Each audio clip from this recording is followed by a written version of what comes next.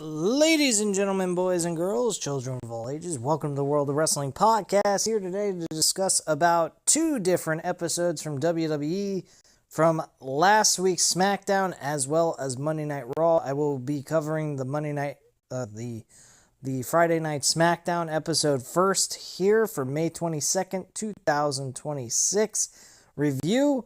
And then after that, after I get that uploaded on the channel, I will go ahead and do another video on Monday Night Raw that happened this past Monday.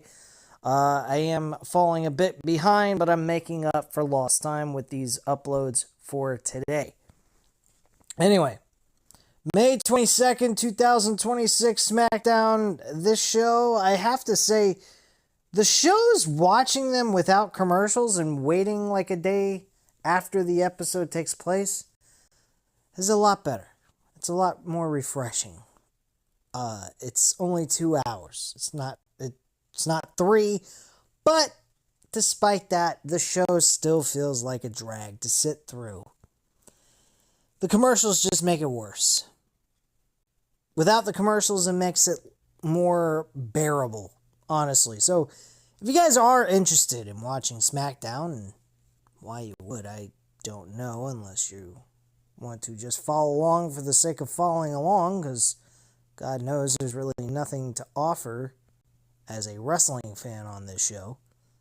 And pretty much Monday Night Raw, same thing. They're just rinse and repeat, like fucking they're working in a warehouse on an assembly line or something. I don't know, but honestly, this shit does not feel like WWE of old.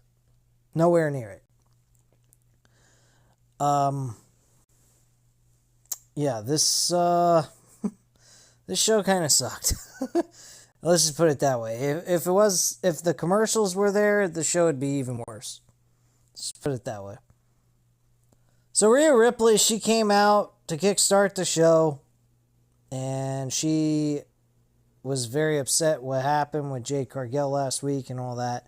So she's pretty much made the decision that she's going to face Jade Cargill at Clash in Italy for the Women's Championship, and she will put that up for grabs. On top of that, she plans on going ahead and doing what she needs to do by beating Jade Cargill at Clash in Italy.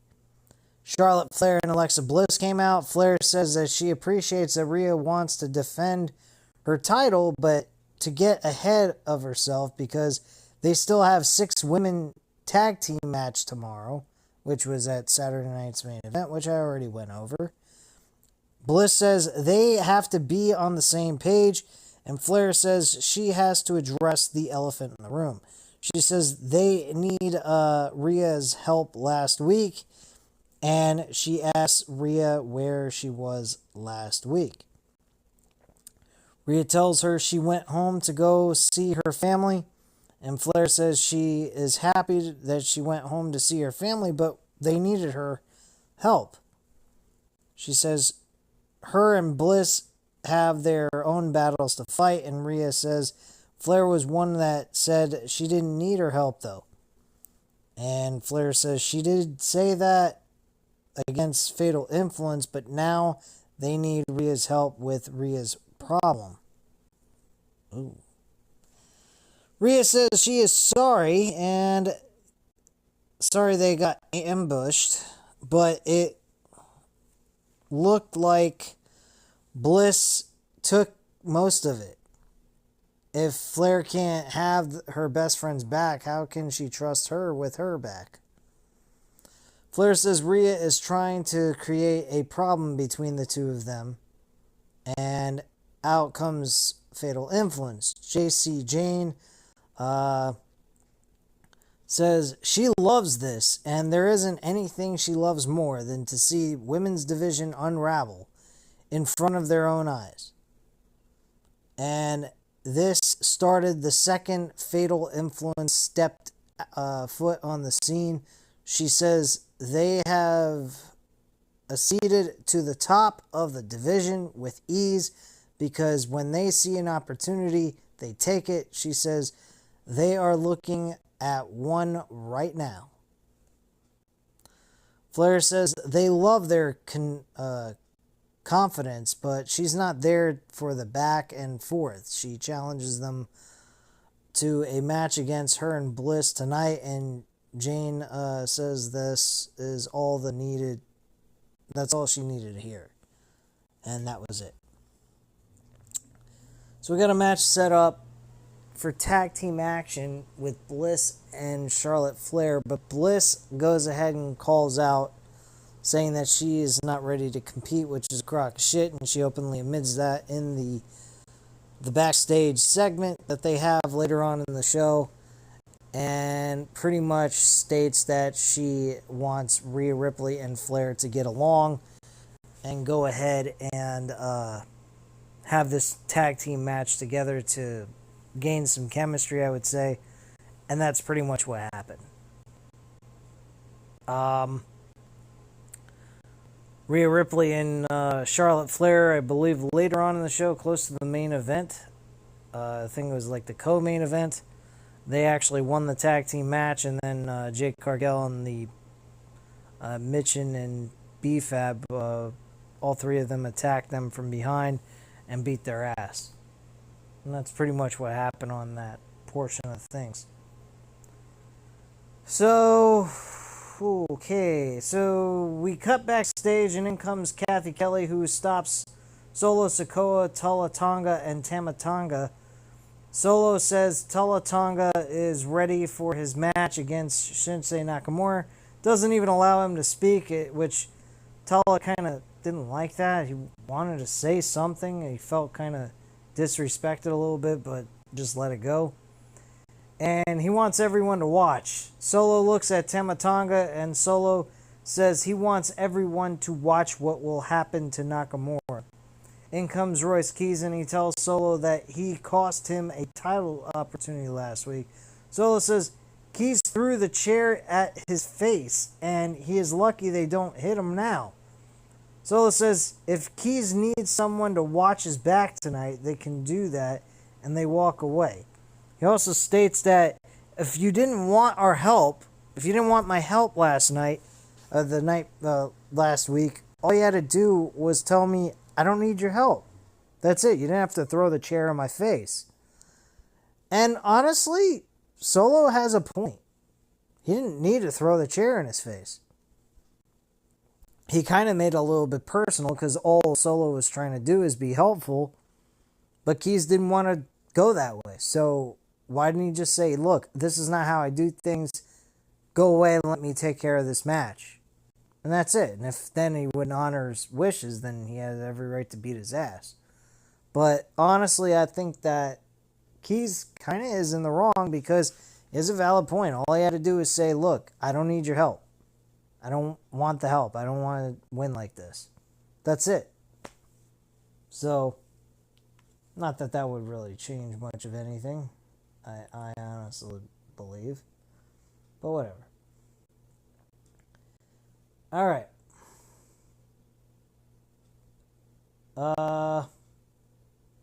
So moving on from there. We get Shinsuke Nakamura and Tama Tonga going at it. This was nothing. Tama Tonga won easily without any struggle. Honestly, the match was a little back and forth, but mostly Tama Tonga won with no problem. Solo goes for a Samoan spike, but Tama Tonga stops him, and Tama Tonga hits Nakamura from behind. They grab Nakamura, but out comes Damian Priest with a steel chair. Solo, Tama Tonga, and Tama Tonga leave the ring. We cut to the back. Nick Aldis is with the referee. The lights go out and come back on. In comes Cody Rhodes, and Aldis tells Cody that Gunther is not there yet, and he hasn't signed the contract. Cody walks away, and in comes Sami Zayn. Yes, Aldis, what he did to deserve this. He says if it was Cody Rhodes, he would get what he wants. In comes Rhodes from behind, and he tells Zayn if he wants an opponent, he found one. And Rhodes challenges Zayn to a match tonight in this episode.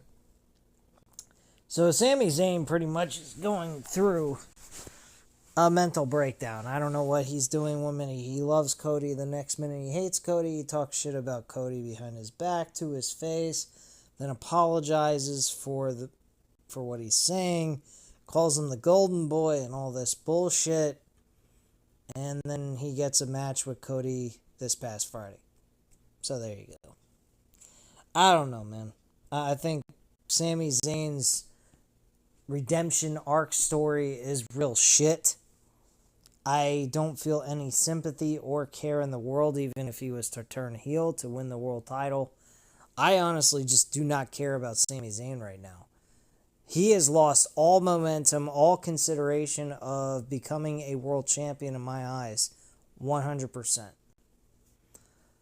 I personally felt that had they continued the Sami Zayn story of trying to achieve his first run as a world champion and actually stuck with it consistently throughout last year into this year, the match with him and Cody Rhodes would have worked.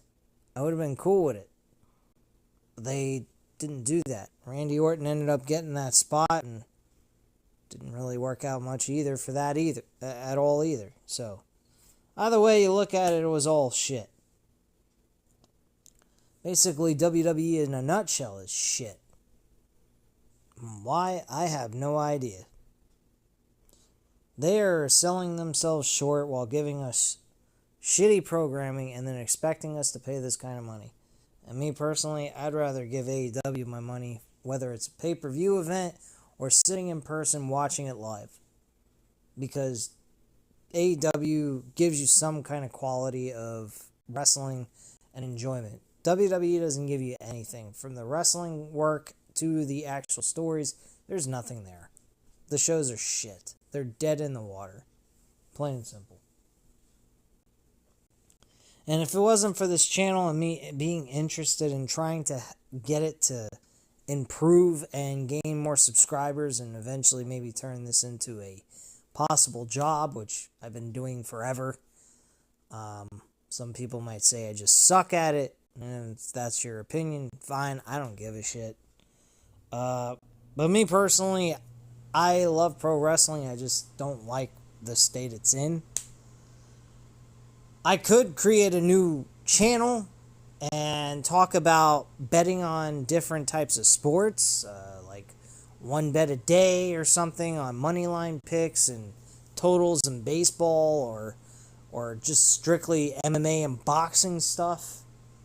I could do that. I can also drop you guys bets on pro wrestling, because on BetUS and BetOnline, they're very good to use for that. As long as you're not betting an outrageous amount of money, you don't even have to worry about covering your taxes, because at the end of the day, you're not making enough to get taxed on it. So, I mean, me personally, I think it's kind of I like betting on pro wrestling. It's a lot of fun, especially if you know what you're doing, you know how the stories are going to go and so forth.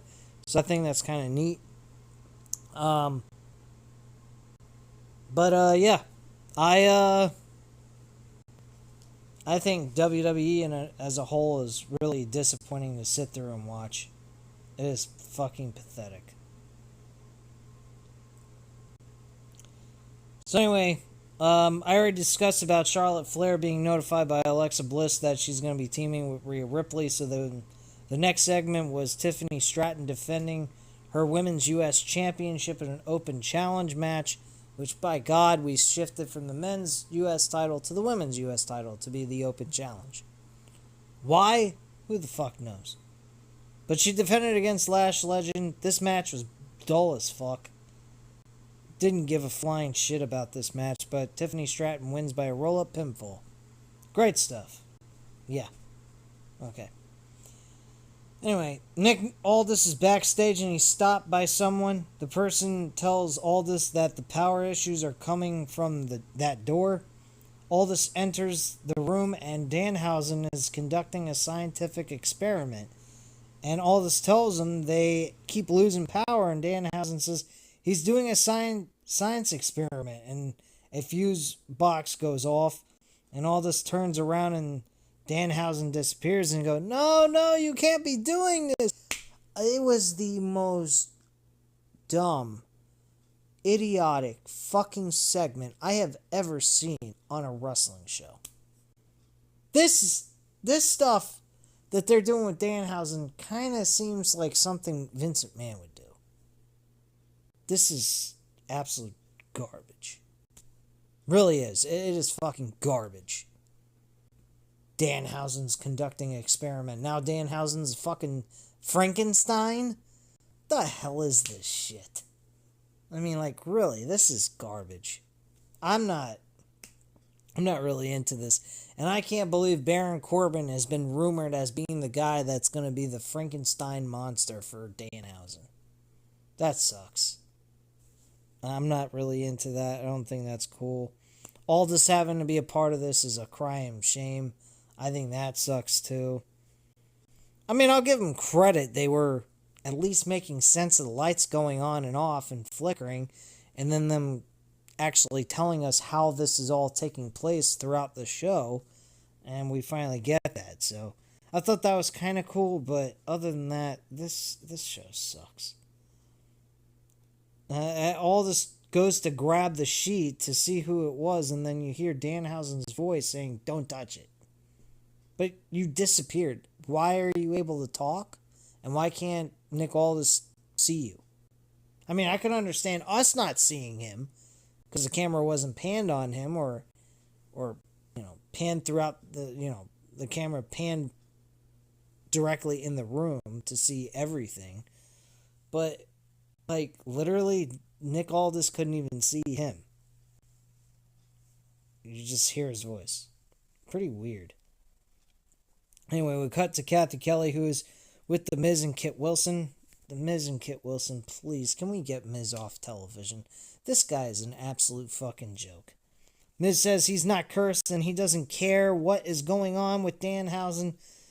Kelly says the Cavaliers are losing, and Miz says there is no curse. Well, apparently there is, because the curse has been lifted off the New York Knicks, and if they so happen to win the NBA championship, I'm going to start to believe that this is real, which is kind of concerning. Or maybe the NBA is in cahoots with the WWE to fulfill out a storyline that the WWE is trying to tell with Danhausen, which then would prove that fans who think the NBA and other professional leagues are fixed just like professional wrestling is, would be kind of exposed. So I hope the Knicks kind of do lose, even though they're my team. That sounds weird, doesn't it? God.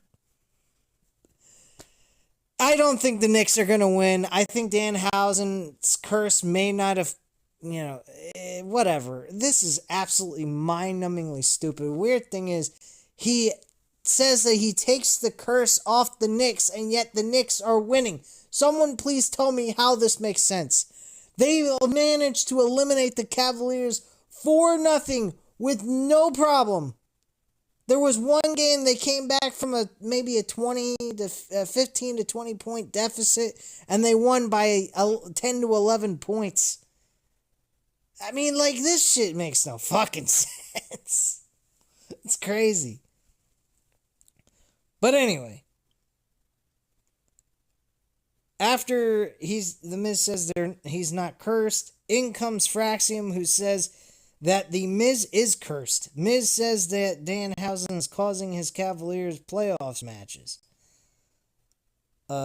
Costing the Cavaliers their playoff. Kelly asked the Miz if he is such a big fan, why isn't he courtside? Miz says he is superstitious. Miz challenges Axiom to a match next week in his hometown, and Axiom speaks in Spanish and walks away. The Miz asks Kelly if she understands Spanish, and Kelly says, I don't know. Or some shit. Anyway, we get back into the arena. Tricky Williams and Little Yachty. Trick says he thinks the people of Lexington like some Trick and Yachty, And Little Yachty says, especially after what he did last week to The Miz. Trick says that Miz is a future Hall of Famer. Little Yachty says, that's debatable. I'd have to agree. Trick says, 7-time tag team champion. Little Yachty says, he was carried. Little Yachty says, if you come out and you interrupt the champion, you get the lemon pepper steppers. Out comes Carmelo Hayes and he tells Trick, let's talk about it. They both knew this day was coming. He says Trick needs to do the right thing because if he wants to admit it or not, Trick screwed him out of his title, and if it weren't for Trick, he would still be champion. The fans chant, whoop that Trick, and Hayes says to listen to the people, and he did that. He says Trick came in, he took over, he rose to the top in record time, and he applauds him. He says he always believed in him, he always knew he was capable of that, but there is a huge difference between carrying a title and being a champion. He defended that title, he won the people over with hard work and effort. He tells Trick to give him what he wants, to give the people in Lexington what they want. And he says Trick against Mello for the US title right here and right now. Little Yachty steps in and he says, hey, Trick's kind of a busy man. He has a hell of a schedule. He took out a notebook and he says that he has to get his hair twisted in 45 minutes, a pedicure in about an hour, and his muscles massaged as well. So he's a busy dude doing unmasculine things. Well, the whole muscle massage thing ain't so much of a unmasculine thing. I mean, it's good to work your muscles out and, get them relaxed because of the work that you do for a living. That makes a lot of sense. But the pedicure, I'm not too keen on that. That's not really a guy thing. That's more of a feministic type of thing. Not really into that. The hair twisting, he does have dreads, so I can understand that. Hayes asks if anyone understands what Little Yachty is saying. Hayes says, if Trick can find time between his hair appointment, nail appointment, and he can defend his title, but that's only if his secretary allows him to.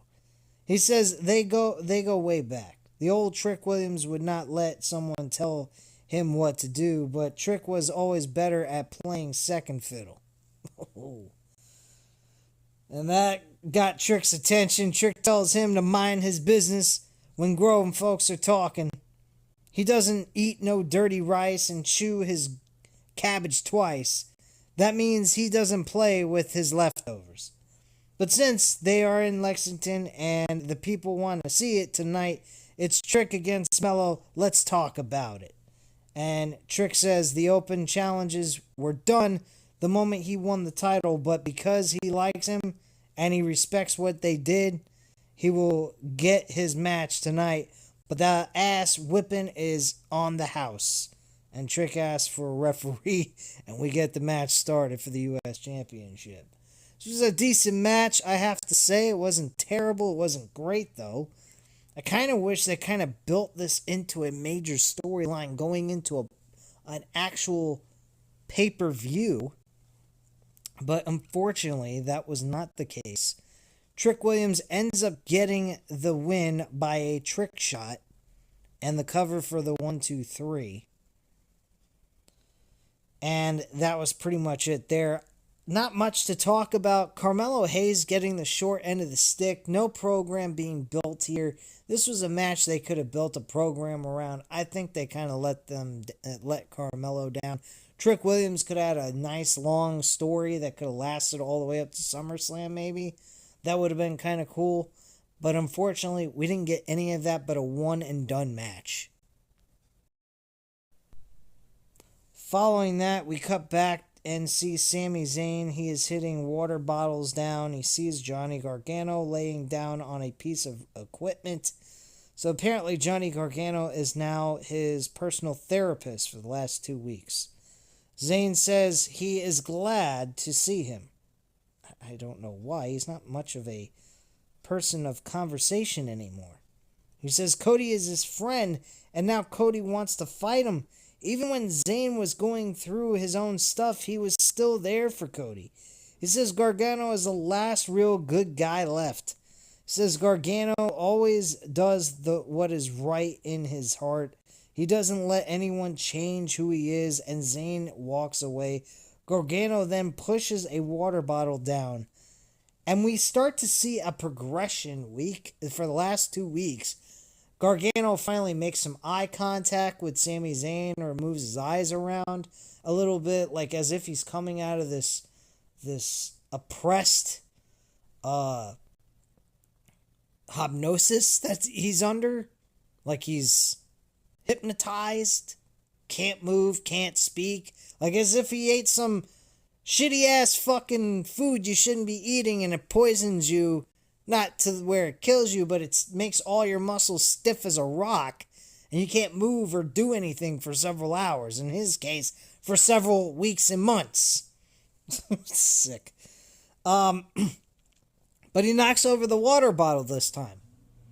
Are we seeing like a week after week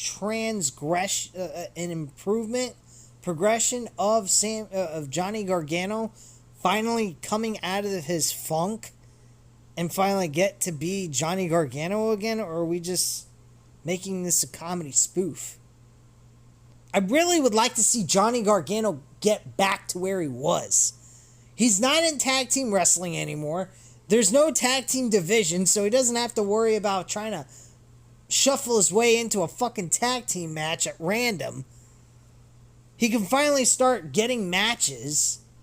But this is the problem, guys. This is why I have a hard time ranting on this shit anymore. It doesn't do me any fucking good. It doesn't help me with my health. It doesn't help me with my blood pressure. It don't help me with shit. There's nothing I can do or say to change this company. Once this company deems a superstar as their placement in the company, that is it. There ain't no getting out of it. You could be the best worker. You could stand on your fucking head. You could jump through the ceiling and say, "How high, master?" They don't give a shit. You are where you are. There's no up or down. Nothing for you. Don't believe me? Go out, ask Chelsea Green. In this episode, she gets knocked the fuck out by Lash Legend and Nia Jax just before, or I think it was like later on in the show. This company is inept. They are fucking stupid as shit. Nobody can advance. Nobody can improve. Nobody can stand out. They're worried about them thinking that the superstar they make them into, they're going to think that they're bigger than the company. Why would you do that? Because they could easily just say, with a snap of a finger, "You're fired, get the fuck out of here." They're not producing any stars. They're not getting anyone excited. There's nothing fun about this show. Look at AEW. AEW is fun to watch. There's something of value. There's something that feels real about it, even though you know it's predetermined. But it doesn't feel so fucking like... It doesn't feel bleh. It doesn't feel boring. It doesn't feel like you're watching just a cookie cutter wrestling show. You see things like you used to back when WWE was a good show. And by the way, WWE back when they were a good show was way better than AEW. I'm not going to say AEW is the greatest wrestling company on planet Earth or in the history of pro wrestling. But at least in this time frame, this era of pro wrestling, they are giving us stuff that's worth our fucking time. It's not the greatest content in the world. They've done better in 2019, 2020, and 2021. The first 3 years was great content. So, I mean, we got great content out of them when they initially started. When Cody left, that's when their fucking shit... Their storyline progression went down the toilet. But even with the lack of story, with the wrestling that they deliver and the simplistic storylines they at least touch on and do, they're fun. They're enjoyable in some capacity.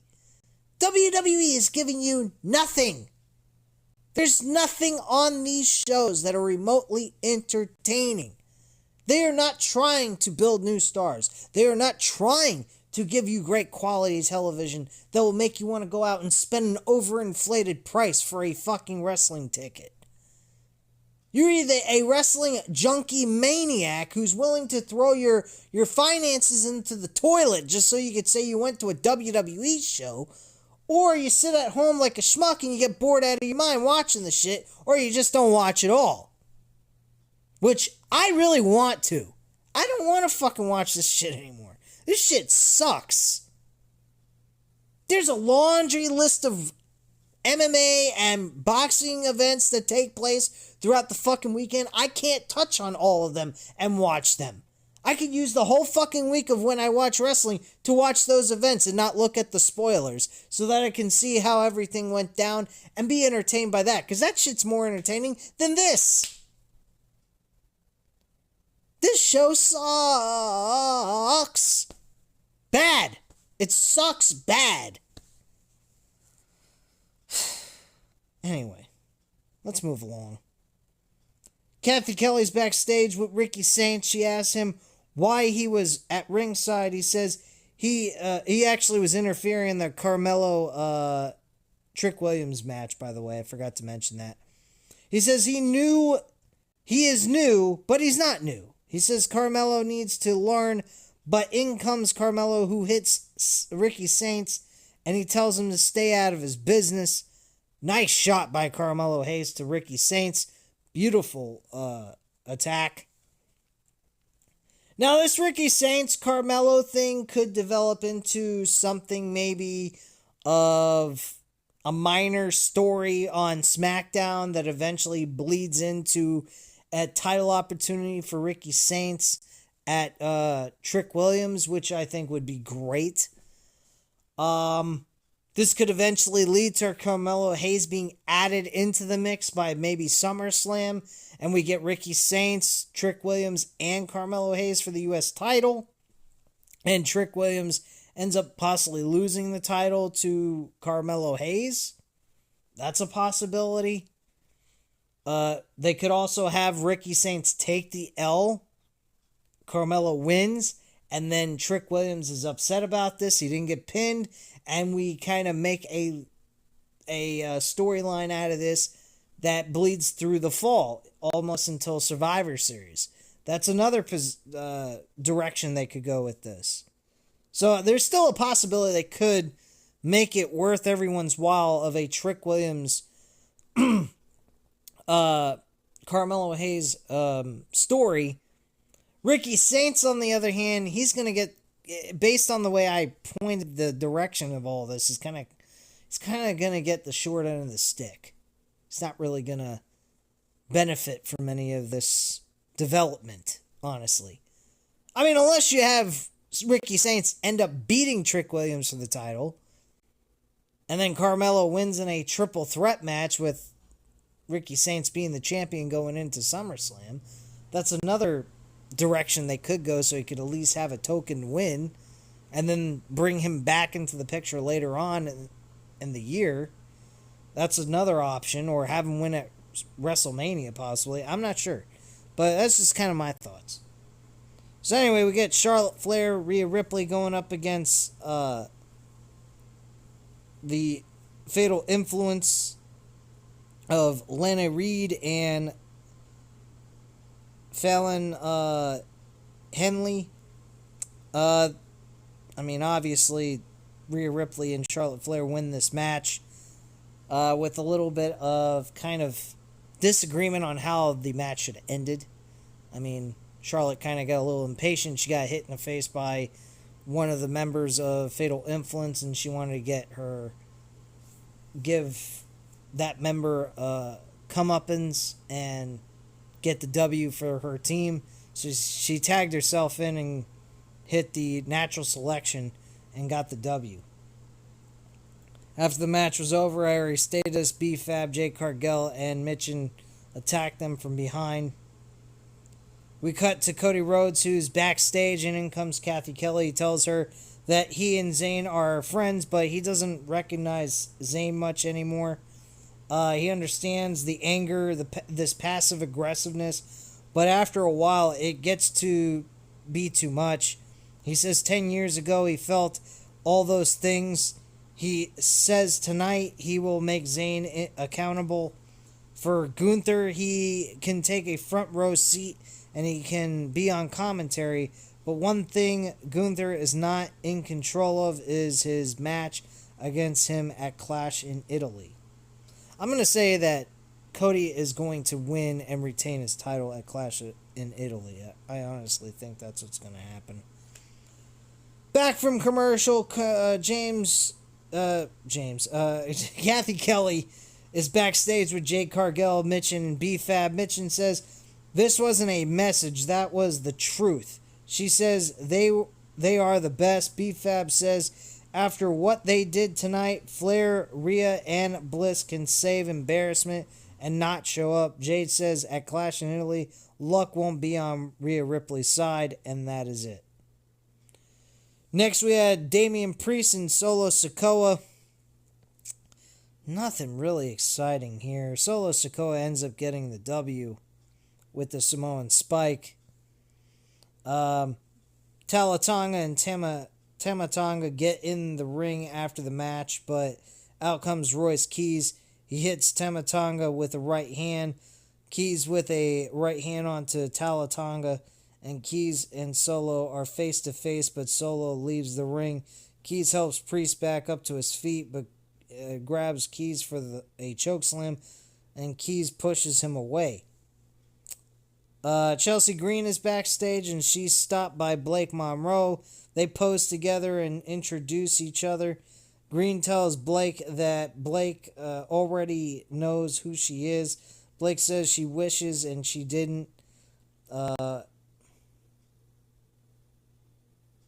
Says she wishes she didn't.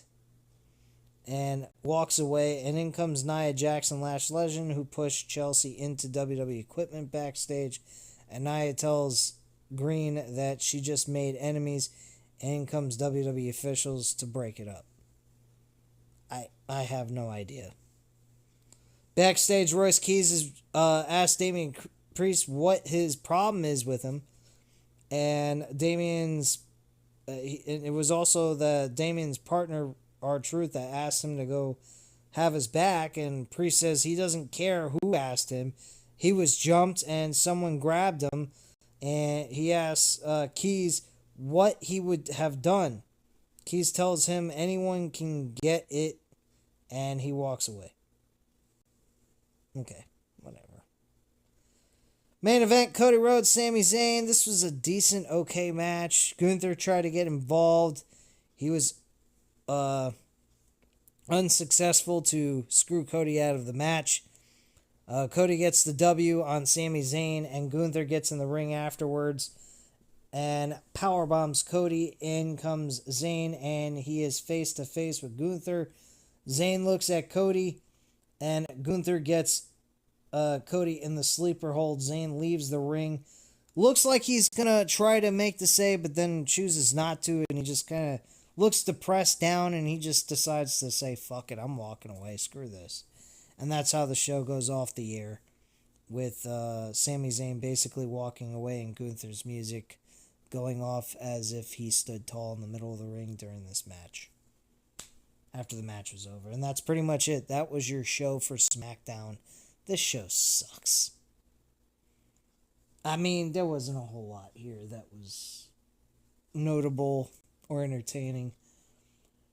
I'm not covering Smackdown immediately after it goes off the air. I don't even think I'm covering Smackdown, period, because I got a ton of other content I'm interested in watching, from One Championship Fighting to Cage Fury Fighting Championships, which are both MMA promotions. One's in the morning tomorrow, and the other is at night. So I'm probably going to be watching those. I'm going to keep my eye on those events and probably watch them throughout the week next week. So SmackDown is going to be my last priority. If I happen to come around it and be able to review it, great. If not, then you know why.